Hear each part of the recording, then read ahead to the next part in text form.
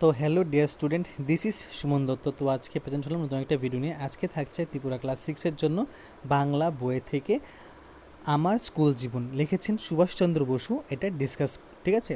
তো আশা করি সবাই প্রথম থেকে লাস্ট অবধি দেখার চেষ্টা করবে। তো শুরু হয়েছে এখান থেকে নতুন এই পরিবেশ এসে। তো তার আগে আমাদের এটা পাওয়া দরকার যে ভারতের স্বাধীনতা সংগ্রামের মূর্ত প্রতীক নেতাজি সুভাষচন্দ্র বসু। তার জীবন সংগ্রামের ত্যাগের মধ্য দিয়ে পরাধীন ভারতবর্ষকে দাসত্ব শৃঙ্খল মোচনে তিনি ব্রিটিশ শক্তির বিরুদ্ধে সক্রিয় ভূমিকা পালন করেছেন। তিনি ভারতবাসীর প্রিয় বীর সৈনিক নেতাজি। ছোটবেলা থেকেই পড়াশোনায় তিনি খুব মেধাবী ছিলেন। 1920 সালে তিনি ICS পরীক্ষায় চতুর্থ স্থান লাভ করে স্বদেশে ফিরে আসেন, কিন্তু চাকরি না করে দেশের মুক্তি আন্দোলনে নিজেকে সমর্পণ করেছেন। মানে আমাদের যে স্বাধীনতা সংগ্রাম, ওইখানে একজন মূর্ত প্রতীক ছিলেন কে? নেতাজি সুভাষচন্দ্র বসু। তার জীবন সংগ্রাম ছিল অনেক, কারণ তিনি ত্যাগের মধ্য দিয়ে পরাধীন ভারতবর্ষকে দাসত্ব শৃঙ্খলের মোচন থেকে রক্ষা করেন। তিনি ব্রিটিশ বিরোধী যে কাজ ছিল সেই কাজে একটা সক্রিয় ভূমিকা গ্রহণ করেছেন। তিনি ভারতবাসীর প্রিয় একজন বীর সৈনিক, নাম কি? নেতাজি।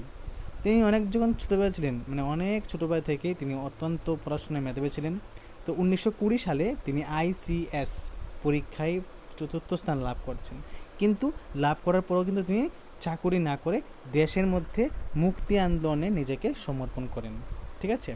নেতাজি বেঁচে আছেন প্রত্যেক ভারতবাসীর হৃদয়ে। সুভাষচন্দ্র বসু ভারত প্রতীক নামে আত্মজীবনী গ্রন্থে নিজের মা বাবা, তারপর পরিবার, শৈশবকাল এবং কেমব্রিজের জীবনের ঘটনার বর্ণনা করেছেন। আজও এই আত্মজীবনী মানুষকে অনুপ্রাণিত করে। তোমরা কি তার আত্মজীবনী পড়তে আগ্রহী? জানি তোমরাও জানতে চাও, তাই এখানে সেই মহানায়কের আত্মজীবনীর একটি অংশ তোমাদের সামনে বা তোমাদের জন্য তুলে ধরা হলো। ঠিক আছে? তো এখানে বলা হয়েছে যে নতুন এই পরিবেশে এসে প্রথম অনুভব করলাম আমি নেহাত নগণ্য নই। মানে নতুন একটা জায়গায় এসে তিনি সুভাষচন্দ্র বসু অনুমান করতেছে যে তিনি একটা নেহাত নগণ্য নয়। এই মনোভাবকে অহংকার না বলে আত্মপ্রত্যয় বললেই ঠিক বলা হবে। ঠিক আছে? তো এই অহংকার না বলে, মানে এখানে অহংকারে কিছু নেই, মানে এই যে কাজটা হচ্ছে না, অহংকার কিছু নেই, সেখানে নিজের কাজ বলে ঠিক করা হবে। এতদিন পর্যন্ত আমার মধ্যে এই আত্মপ্রত্যয়ের অভাব ছিল। সেই আত্মপ্রত্যয়ের জুড়ে মানুষ জীবনে সফলতা লাভ করে। ঠিক আছে? আর আমরা যে পড়ছি আত্মপ্রত্যয়, সেটা হলো নিজের উপর বিশ্বাস। ঠিক আছে?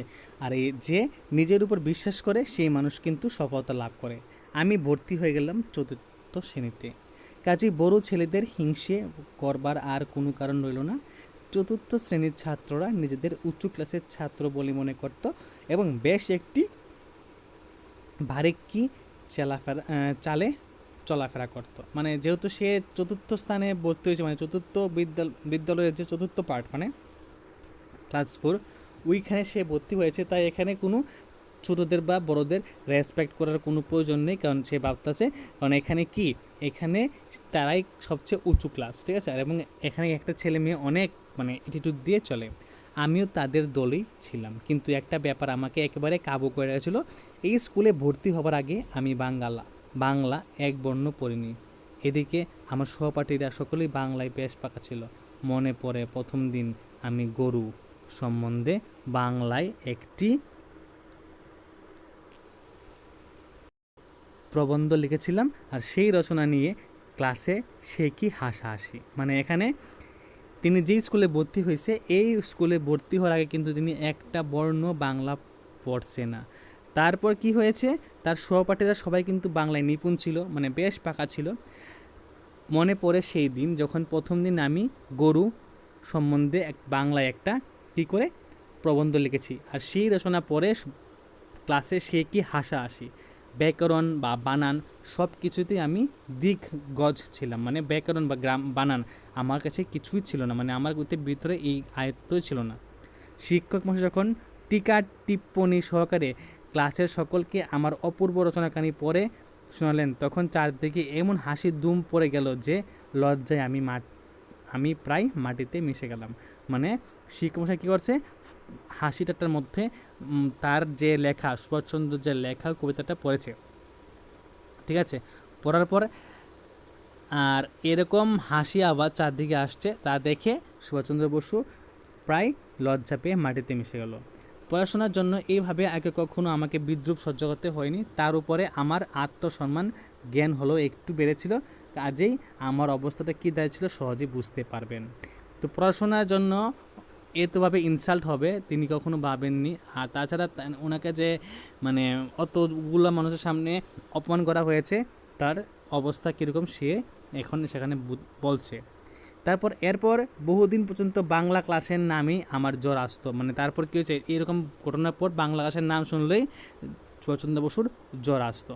কিন্তু ভেতরে ভেতরে রাগে দুঃখে জ্বলে গেলেও এখন প্রথম টিটকারি সহ্য না করার উপায় ছিল না। মানে এখন কিন্তু ভিতরে ভিতরে কিন্তু রাগ, প্রচুর রাগ, কিন্তু প্রথম টিটকারি যদি না শুনতাম তাহলে কোনো উপায় ছিল না। মনে মনে তখন থেকেই প্রতিজ্ঞা করেছিলাম বাংলা আমিই শিখব। তখন মনে মনে মানে এই যে লেখক শরৎচন্দ্র বসু, সে ডিসাইড করছে যে আমিও বাংলা শিখব। ধীরে ধীরে বাংলায় বেশ উন্নতি করতে লাগলাম এবং বাৎসরিক পরীক্ষায় যখন বাংলায় আমি সবচেয়ে বেশি নাম্বার পেয়ে গেলাম তখন আমার আনন্দ দেখে কে। এবং ধীরে ধীরে কী করছে, শরৎচন্দ্র বসু বাংলা শিখে ফেলেছে এবং বার্ষিক পরীক্ষাতে কী হয়েছে, বাংলা পরীক্ষাতে তিনি কিন্তু নাম্বার বেশি পেয়েছে। আর এটা দেখে তার আনন্দ মানে শেষ নাই। তো আজকের পার্ট 1-এ আমরা এইটুকুই শিখলাম বা দেখলাম এবং বুঝলাম। যদি এই ভিডিওটা তোমরা নেক্সট পার্ট 2 চাও অবশ্যই আমাকে কমেন্ট করে জানাবে, ঠিক আছে। দেখা যায়, ঠিক আছে, কতজন এখানে রেসপন্স করে। ওকে, সবাইকে ধন্যবাদ জানিয়ে আজকের ক্লাসটা এখানে শেষ করছি।